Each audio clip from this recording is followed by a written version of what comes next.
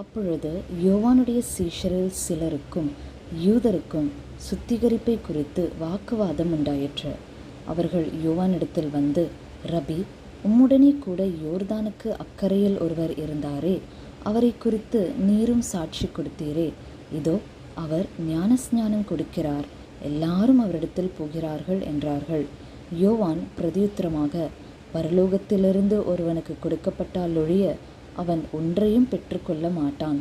நான் கிறிஸ்து அல்ல, அவருக்கு முன்னாக அனுப்பப்பட்டவன் என்று நான் சொன்னதற்கு நீங்களே சாட்சிகள். மணவாட்டியை உடையவனே மணவாளன், மணவாளனுடைய தோழனோ அருகே நின்று அவருடைய சொல்லை கேட்கிறவனாய் மணவாளனுடைய சத்தத்தை குறித்து மிகவும் சந்தோஷப்படுகிறான். இந்த சந்தோஷம் இப்பொழுது எனக்கு சம்பூரணமாயிற்று. அவர் பெருகவும் நான் சிறுகவும் வேண்டும்.